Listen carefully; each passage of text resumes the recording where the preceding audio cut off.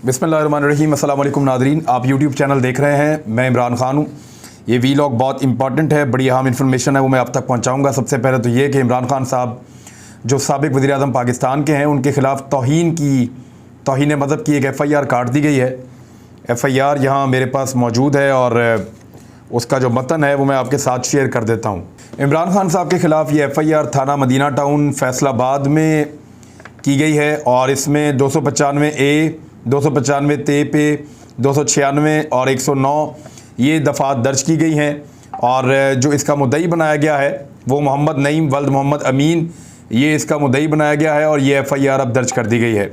ये तौहीन मज़हब की FIR है और PMLN की जो फाशिस्ट गवर्नमेंट इस वक्त मौजूद है पाकिस्तान में, उन्होंने ये FIR काटी है। और नबी करीम सल्लल्लाहु अलैहि वसल्लम का जो रोज़ा अक़दस है मदीना मुनव्वरा में जो वाक़या पेश आया और उस वाक़े को जवाज़ बनाते हुए इस किस्म की एक FIR काटी गई है। ये इंतहाई अफसोसनाक है। इमरान खान वो आदमी है जिसने पूरी दुनिया में इस्लामोफोबिया के ख़िलाफ़ आवाज़ उठाई, जिसने नामूस रिसालत सल्लल्लाहु अलैहि वसल्लम के लिए पूरी दुनिया में आवाज़ उठाई। नबी अकरम सल्लल्लाहु अलैहि वसल्लम की तौहीन को उसने दुनिया को बताया कि हम किसी सूरत भी बर्दाश्त नहीं कर सकते। दुनिया उसकी इस हवाले से मोतरफ़ है कि उसने मुसलमानों के लिए और इस्लाम के लिए, अपने नबी की हुर्मत के लिए इमरान खान से बढ़ के किसी ने इस दौर में आवाज़ नहीं उठाई। उस शख्स को ये तमगा दिया गया है मौजूदा फाशिस्ट इम्पोर्टेड हुकूमत की जानिब से कि उसके ऊपर एक FIR दर्ज की गई है। मेरे ख़्याल में इस FIR को सजा कर रखना चाहिए इमरान खान साहब को। और ये FIR वैसे तो इमरान खान को कुछ बिगाड़ नहीं सकती, लेकिन दबाव डालने की एक साजिश और एक कोशिश है।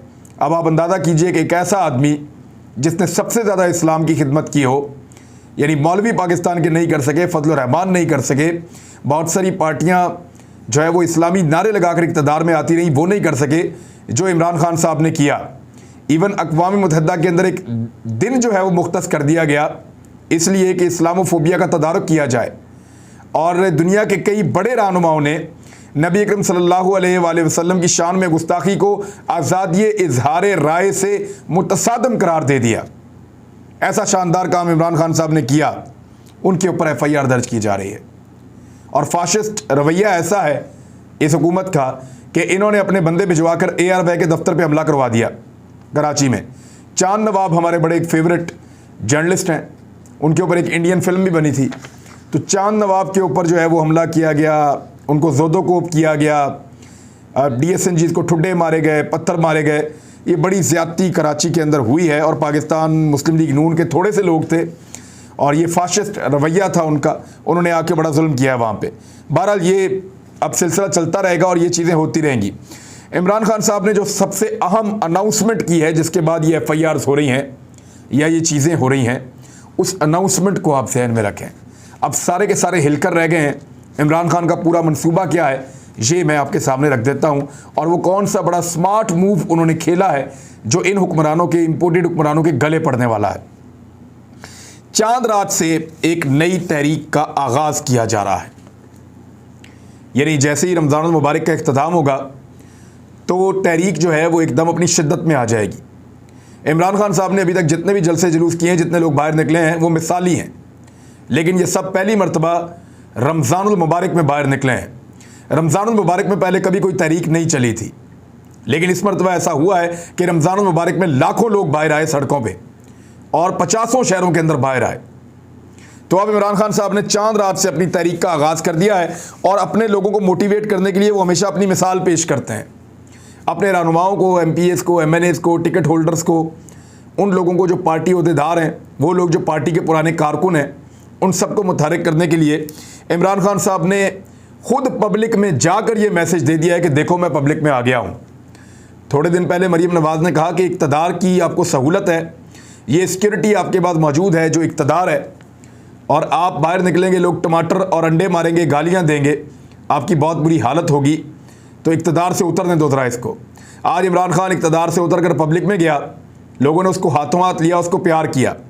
शहरयार अफरीदी जो इस वक्त उम्रे पर मौजूद है, उसको लोग तस्वीरें बना रहे हैं, प्यार कर रहे हैं, और जो इम्पोर्टेड हुकूमत के नुमाइंदगान उम्रे पर मौजूद हैं वो छुपते फिर रहे हैं। अपने ही पाकिस्तानियों से मुंह छिपाते फिर रहे हैं। यानी अगर लोगों को बहुत गुस्सा है तो कुछ लोगों को गुस्सा शहरियार अफरीदी पे भी होगा, इमरान खान पे भी होगा, उसके ऊपर कोई हमला नहीं हो रहा। दुनिया के किसी भी मुल्क के अंदर इंपोर्टेड हुकूमत के लोग महफूज नहीं है, सिर्फ पाकिस्तान में महफूज है, क्योंकि यहाँ पे पाकिस्तान की फ़ौज, पाकिस्तान की पुलिस, पाकिस्तान की रेंजर्स, पाकिस्तान के सारे जो सिक्योरिटी फोर्सेस के इदारे हैं वो इनको प्रोटेक्शन देते हैं, इनकी हिफाजत करते हैं। और यहाँ पे इनके पास हथियार भी हैं, हथियारबंद बंदे भी हैं। तो यहाँ पे ये अपनी जान बचाने के लिए हुकूमत को इस्तेमाल करते हुए, कंटेनर्स लगाते हुए अपने आप को बचा लेते हैं। लेकिन दुनिया के किसी और मुल्क में इनकी बचत नहीं है, हर जगह पे ज़िल्लत और रुसवाई इनका मुकद्दर है। इमरान खान साहब ने पहला जो अपनी पार्टी को ऑर्डर दिया वो ये है कि चांद रात पे बहुत बड़ी तादाद में आप लोगों ने इकट्ठे होना है और एक नई तहरीक का आगाज़ करना है। पाकिस्तान के झंडे लेकर निकलें और पूरी दुनिया को पैगाम दें कि अब एक तहरीक शुरू होने जा रही है। अब ईद के बाद पूरे मुल्क के अंदर दूसरे मरहले में इमरान खान साहब जलसे करेंगे। ख़ास तौर पे उनके जलसे पंजाब में और खैबर पख्तूनख्वा में होंगे और गालिबन आज़ाद कश्मीर भी वो जाएंगे, क्योंकि आज़ाद कश्मीर से, खैबर पख्तूनख्वा से और पंजाब से बहुत बड़ी तादाद में लोग लॉन्ग मार्च में शिरकत करेंगे। जबकि सिंध से भी इमरान खान साहब आगाज़ कर चुके हैं, आगाज़ ही कराची से किया था, पेशावर के बाद वो कराची गए थे, तो कराची से भी बहुत बड़ी तादाद में लोग निकलेंगे लॉन्ग मार्च का हिस्सा बनने के लिए। तो ये इमरान खान साहब के जो जलसे हैं ये लगभग कोई 1 दर्जन के करीब जलसे हो सकते हैं जो वो मई के महीने में करेंगे ईद के बाद। यानी हर दूसरे तीसरे दिन इमरान खान साहब का किसी ना किसी शहर के अंदर एक जलसा होगा और ये बहुत बड़े बड़े जलसे होंगे, तूफ़ानी जलसे होंगे। इन जलसों की वजह से एक मोमेंटम बनेगा और लोगों के अंदर जज्बात पैदा होंगे और इन जलसों के दौरान तैयारियां भी की जाएंगी। वो तैयारियां किस नौइयत की हैं मैं आपको बता देता हूं, लेकिन तमाम पाकिस्तानियों को उन्होंने कहा कि आप पाकिस्तानी झंडे लेकर निकलें और चांद रात से तहरीक का आगाज़ कर दें। बाद में फिर इमरान खान साहब के ईद के बाद जलसे होंगे और ये जलसे 25-26 मई तक चलेंगे लगातार। यानी कभी स्वाबी जा रहे हैं, कभी बालाकंड जा रहे हैं, कभी किसी और एरिया में जा रहे हैं खैबर पख्तूनख्वा में, कभी आज़ाद कश्मीर में, कभी पंजाब के मुख्तलिफ अजला में। उनको मुल्तान जाना है, उनको सॉल्ट रेंज में जाना है, उन्होंने एक जेलम में जलसा करना है। यानी बहुत सारे एरियाज़ में जगह ज़्यादा है, लोग ज़्यादा जगहों पे उनको बुलाना चाह रहे हैं। सियालकोट और गुजरावाला में उनको बुलाना चाह रहे हैं, फैसलाबाद में लोग उनको बुलाना चाह रहे हैं। तो वो कहाँ कहाँ जा सकते हैं डिपेंड करता है, लेकिन वो मुख्तलिफ जगहों पे जो पाकिस्तान का मैप है वहाँ मुख्तलिफ जगहों पे पहुँचेंगे और इस तरीके से पहुँचेंगे कि आसपास के तमाम अजला उनके साथ जुड़ जाएं और इस तरह वो एक मोमेंटम बना लें मई के आखिर तक, जिसमें लॉन्ग मार्च शुरू होना है। लॉन्ग मार्च कब शुरू हो सकता है इसके लिए कुछ बड़े सवालात हैं, लेकिन पहले तैयारियों के बारे में आप सुन लें कि पाकिस्तान तहरीक इंसाफ क्रेनें तैयार करेगी कि रास्ते में कोई रुकावट होगी तो उसको इस दफ़ा हटा दिया जाएगा। पिछली मरतबा इमरान खान साहब के साथियों को खैबर पख्तूनख्वा से नहीं आने दिया गया था और वैसे उन्होंने आने के लिए कोई ख़ास ज़ोर भी नहीं लगाया। मैं इस मौके पर कोई ऐसी बात करना नहीं चाहता, लेकिन बहुत सारी चीज़ें तय हो रही थी। बहरहाल खैबर पख्तूनख्वा से पिछली मरतबा तो एस्टेब्लिशमेंट का भी रोल था, इमरान खान साहब कहीं उनकी बात मान लेते थे। इस मरतबा तो उन्होंने बहुत सारे लोगों के नंबर ही ब्लॉक कर दिए हैं, तो खैबर पख्तूनख्वा के काफ़िले को नहीं रोका जा सकेगा, वो इस्लामाबाद में पहुँच जाएंगे। पंजाब में हुकूमत हमजा शहबाज की इसलिए जल्द अज जल्द बनाई गई है ताकि कुछ भी करके पंजाब से जाने वाले काफिरों को रोका जाए, गिरफ्तारियां की जाएं। लेकिन ये ज़रा फ़र्क है, मैं आपको फ़र्क समझाता हूँ। तहरीक लब्बैक की मिसाल ले लें। तहरीक लब्बैक के अगर आप 400 उलमा इकराम को गिरफ़्तार कर लें तो उनकी तहरीक को फ़र्क पड़ जाता है। यानी मेन लोग आप पकड़ लें तो वो जो लोग इकट्ठे करके लाते हैं, जब वही लोग गिरफ़्तार हो जाएँ तो तहरीक को फ़र्क पड़ता है। यही जो है वो चीज़ PMLN के साथ होती है कि अगर आप सेंट्रल पंजाब से कोई 150-200 आदमी गिरफ़्तार कर लें तो PMLN नाकारा हो जाती है, क्योंकि वो गाड़ियाँ ले जाने वाले बंदे, खाने पकवाने वाले बंदे, इंतज़ामात करने वाले बंदे और बंदों को लाने वाले बंदे अगर गिरफ़्तार हो जाएं तो 100-150 बंदे के गिरफ़्तारी के बाद PMLN के लिए मुश्किलात बहुत बढ़ जाती हैं। इसी तरह पीपल्स पार्टी के साथ भी हो सकता है, बाकी जमातों के साथ भी। लेकिन PTI का मसला ये है कि PTI के किसी भी कारकुन को कोई भी रहनुमा लेकर नहीं आता और कोई भी कारकुन रहनुमाओं के पीछे आता ही नहीं है। यानी महमूद रशीद 10 बंदे नहीं ला सकते, ज़रूरत भी नहीं पड़ती। वो सिर्फ अनाउंस करते हैं इमरान खान साहब, महमूद रशीद निकलते हैं, लोग साथ निकल पड़ते हैं, खुद ही आ जाते हैं। अगर आप महमूद रशीद को, हमाद अज़हर को, ये पंजाब में जितने मेन लोग हैं, एजाज चौधरी को, शफकत महमूद को, आप 150, 200, 400 बंदा गिरफ़्तार भी कर देना पाकिस्तान तहरीक इंसाफ का, 1000 बंदा भी गिरफ़्तार कर लें तो इनके लोग बसों वैगनों में बैठ के नहीं आते। इनके लोग बिरयानी और कीमे वाले नान के लिए भी नहीं आते। इनके लोग आते हैं अपनी गाड़ी के ऊपर बैठ के, मिडिल क्लास ही है ना, मोटरसाइकिल अपनी लेंगे, गाड़ी अपनी लेंगे, अपना पेट्रोल डलवाएंगे और चल पड़ेंगे साथ। तो इसलिए इनको रोकना मुमकिन नहीं है, इस हुजूम को रोका नहीं जा सकता, ये मुमकिन नहीं है, गिरफ्तारियों के बावजूद नहीं रोका जा सकता। और इदारों में इसके ऊपर बहुत डिस्कशन हो रही है। एक तो क्रेनें तैयार की जा रही हैं, कंटेनर्स तैयार किए जा रहे हैं, खाने पीने का इंतजामात कैसे होंगे, कितने लोग खाना पकाएंगे, कितना खाना रोज़ाना पकेगा, उसका बंदोबस्त किया जा रहा है। बड़े बड़े जो हैं वो वाटर टैंक्स, उनका बंदोबस्त किया जा रहा है कि पानी इनके साथ वाफर मिकदार में होना चाहिए, क्योंकि गर्मी बहुत ज़्यादा है और फुआरे भी होने चाहिए पानी के। तो इस किस्म के इंतजामात किए जा रहे हैं, वाटर टैंक्स तैयार किए जा रहे हैं, खाना पीना तैयार किए जा रहा है, कैंप्स की भी तैयारी हो रही है। यानी जो कैंप्स हैं वो लगाए जाएंगे इस्लामाबाद जाकर, तो लोग कैंप्स भी ले रहे हैं, उनकी भी तैयारियां कर रहे हैं। और मई के बिल्कुल इख्तिताम पर यह लॉन्ग मार्च इस्लामाबाद के लिए रवाना हो जाएगा।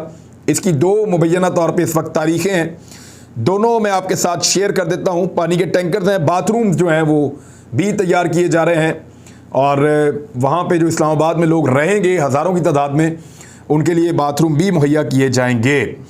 अब ये पहला लॉन्ग मार्च है जो इतनी गर्मी में होने जा रहा है। इससे पहले जब भी लॉन्ग मार्च किया जाता है तो बेहतर मौसम में लॉन्ग मार्च होता है। हमेशा अक्टूबर नवंबर को चूज़ किया जाता है, जनवरी फरवरी को चूज़ किया जाता है।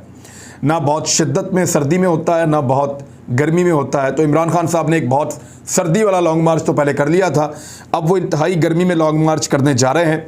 मई के एंड पे ये लॉन्ग मार्च निकलेगा। जो डेट्स आ सकती हैं वो मैं आपको बता देता हूँ। बहुत बड़े बड़े टेंट्स भी लगवाए जाएंगे, इतने बड़े टेंट्स जिनके अंदर कोशिश की जाएगी कुछ हवा का इंतज़ाम किया जाए और साया लोगों को मुहैया किया जाए। इस्लामाबाद में शाम वैसे अच्छी होती है गर्मियों में भी, तो दिन के वक्त ज़रा दिक्कत होती है, तो उसके लिए ये बंदोबस्त किया जाएगा। पंखे, जनरेटर्स, बहुत बड़ी बड़ी जो है वो सहूलतें वहाँ पे कोशिश की जा रही हैं मुहैया की जाएँ, और उसके लिए फ़ंडिंग भी बहुत बड़े पैमाने पर होगी। इमरान खान साहब ने पहले ही फ़ंड मांगे हैं और लोग उनको बहुत बड़े पैमाने पर फंड्स दे भी रहे हैं। इतनी गर्मी में तो ये पहले ही लॉन्ग मार्च है। इसकी 2 मुबैना तौर पे तारीखें हो सकती हैं। और इमरान खान साहब मई के आखिर तक क्यों ले गए? बहुत सारे लोग कह रहे हैं कि मोमेंटम बना हुआ था, इमरान खान साहब को मई के पहले 10 दिनों में या पहले 15 दिनों में, ईद के फ़ौरन बाद लॉन्ग मार्च को रवाना कर देना चाहिए था। पहले मुझे भी ऐसा ही लग रहा था, लेकिन कुछ वजूहात हैं जिनकी बिना पर इमरान खान साहब इसको मई के आखिर में लेकर गए हैं या जून के शुरू में। वो क्या है ज़रा सुन लें। एक तो ये लॉन्ग मार्च या तो 26-27 तारीख को निकलेगा, यानी अप्रैल की 26 या 27 तारीख को निकलेगा। अब अप्रैल की जो 26 और 27 तारीख है, ये वैसे 31 का महीना है, यहाँ जुमेरात या जुम्मा है, और ये 29 तारीख तक इस्लामाबाद पहुँच जाएगा। ये लॉन्ग मार्च रात के वक्त सफ़र किया करेगा और दिन के वक्त रेस्ट किया करेगा। सर्दियों में जो लॉन्ग मार्च जाते हैं वो रात को रुक जाते हैं, दिन को ट्रैवल करते हैं। लेकिन ये जो लॉन्ग मार्च इमरान खान साहब का है, ये रात को ट्रैवल करेगा और दिन को रुक जाएगा। ये एक बहुत बड़ा फ़र्क है। लोग रात को जो अपने कामों से वापस आएंगे वो भी लॉन्ग मार्च में शामिल हो जाएंगे और अपने अपने शहर के अंदर लॉन्ग मार्च का हिस्सा बनेंगे और इस एहतजाज के अंदर शामिल होंगे। बहुत सारे लोग तो साथ जा रहे होंगे और बहुत सारे लोग जो हैं वो साथ साथ चलेंगे और अपने शहर से गुजार के फिर वो अपने एहतजाज को रिकॉर्ड करेंगे। तो इस तरह ये मई की 29 तारीख को जो है बड़ा जलसा होगा इस्लामाबाद में, और उसके बाद फिर वहाँ पे एक धरना दे दिया जाएगा जिसमें बहुत बड़ी तादाद में, जैसे तारुल कादरी साहब के साथ बहुत सारे लोग रुक गए थे इस्लामाबाद में, ऐसे ही बहुत बड़ी तादाद में पाकिस्तानी इस्लामाबाद में रुक जाएंगे। उसमें ख़वातीन, हजरात, लड़के, लड़कियाँ, बच्चे सब बहुत बड़ी तादाद में उसमें मौजूद होंगे और ये होगा मई का इख्तिताम। दूसरी सूरत यह है कि इमरान खान साहब का लॉन्ग मार्च 2 या 3 जून को निकले। 2 या 3 जून को अगर निकला तो इमरान खान साहब को इस्लामाबाद में ज़्यादा देर नहीं बैठना पड़ेगा। इसको ज़रा आप टेक्निकली समझें। ये जो हुकूमत इस वक्त मौजूद है, पाकिस्तान के इदारों की ये मजबूरी है कि इनसे बजट पास करवाया जाए, और इम्पोर्टेड हुकूमत ही बजट पेश करेगी, ये भी एक हकीकत है। और बजट के मामला जो है आपको पता है, फ़ौज का बजट है, बाकी इदारों का बजट है, पाकिस्तान पूरे का बजट है, तो ये बहुत ज़रूरी है कि बजट पेश किया जाए। तो बजट जून के पहले हफ्ते में पेश करने का फ़ैसला किया गया है और मैक्सिमम जून की 10 तारीख 12 तारीख तक जो है ये बजट का पूरा सिलसिला मुकम्मल हो जाएगा। उसकी वजह यह है कि वो सारे के सारे हुकूमत में ही हैं, अपोजिशन तो वहाँ मौजूद ही नहीं है। इमरान खान साहब ने तो वहाँ जाना ही नहीं है जो बजट की मुखालफत करें, लिहाजा बजट बड़े आराम से पास हो जाएगा। ऐसी सूरत में इमरान खान साहब को ज़्यादा दिन बैठना नहीं पड़ेगा, वो दबाव बढ़ाते जाएंगे और बजट के फ़ौरन बाद हुकूमत तहलील कर दी जाएगी। अब तक की मेरी इन्फॉर्मेशन के मुताबिक इमरान खान साहब इसको ज़्यादा आगे इसलिए ले गए हैं कि उनको 1 से 2 हफ्ते बैठना पड़ेगा इस्लामाबाद, इससे ज़्यादा बैठना नहीं पड़ेगा। और अगर इससे ज़्यादा उनको बैठना पड़ा तो वो पूरे पाकिस्तान में पहिया जाम भी कर देंगे और बहुत मुश्किलात पैदा कर देंगे इस इम्पोर्टेड हुकूमत के ख़िलाफ़। और फिर उनके दिल में बहुत कुछ ऐसा है जो वो नहीं बोलना चाहते और इदारे भी नहीं चाहते कि वो बोलें। लिहाजा बहुत दबाव होगा इस इम्पोर्टेड हुकूमत के ऊपर और इनको हुकूमत गिरानी पड़ जाएगी।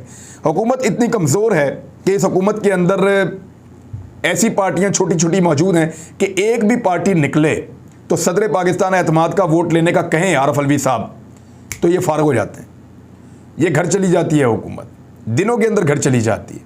लिहाजा ये बिल्कुल मुश्किल नहीं होगा, ये बहुत आसान होगा कि अगर एक भी पार्टी इस मकबूलियत को देखकर, इस्लामाबाद के अंदर इस सूरत हाल को देखकर ये कहती है कि इलेक्शन में चलो, तो फिर शहबाज शरीफ के पास बजट पास करवाने के बाद इलेक्शन में जाने के अलावा कोई और चारा नहीं होगा। लिहाजा बजट की कार्रवाई भी दिखाई जाएगी, बाहर की कार्रवाई भी साथ साथ चल रही होगी, तो ये बहुत मुश्किल सूरत हाल होगी हुकूमत के लिए और इदारों के लिए। इमरान खान साहब ने अगर हुकूमत गिरा दी या तहलील करवा दी तो उनका आधा काम हो जाएगा, बाकी आधा काम उनको सिर्फ ये करना है कि बेहतरीन लोगों को उन्होंने टिकट देना है और अपने नौजवानों को तरबियत देकर आने वाली धांधली को रोकना है। अब जो कुछ भी कर सकती है इम्पोर्टेड हुकूमत, उनके पास मई का महीना है, ओवरसीज़ पाकिस्तानियों के वोट का हक ख़त्म करना है, ईवीएम इलेक्ट्रॉनिक वोटिंग मशीन को ख़त्म करना है, इदारों के अंदर अपने बंदे बिठाने हैं, पूरे निज़ाम को कंट्रोल करना है, धांधली का पूरा बंदोबस्त करना, जो भी करना है वो मई के महीने के अंदर अंदर करना है। लेकिन वो जो भी करेंगे वो रिपोर्ट होगा मीडिया के ऊपर और उससे इमरान खान साहब की तहरीक को और ज़्यादा फ़ायदा पहुँचेगा। तो पेट्रोलियम मसनूआत की कीमतों में इजाफा तो शहबाज शरीफ साहब नहीं कर सकेंगे क्योंकि इमरान खान साहब उसको फिक्स करके चले गए हैं एक ख़ास अमाउंट के ऊपर, और ऐसे में उनके ऊपर दबाव बहुत ज़्यादा है इदारों का भी कि जनाब आप वो इकदाम लें जो आपकी इकॉनमी के लिए ज़रूरी हैं, और IMF से भी वो मुआहदा करके आ गए हैं। तो मुश्किलात ही मुश्किलात हैं इस हुकूमत के लिए, और ख़ास तौर पर उस वक्त जब वो अपने उस दावे से भी मुकर गए कि हम 1 मई से पाकिस्तान में लोड शेडिंग ख़त्म कर देंगे, वो दावे से भी मुकर गए ये। अब तक के लिए इतने, अपना ख्याल रखिएगा, अपने इस चैनल का भी। अल्लाह हाफ़िज़।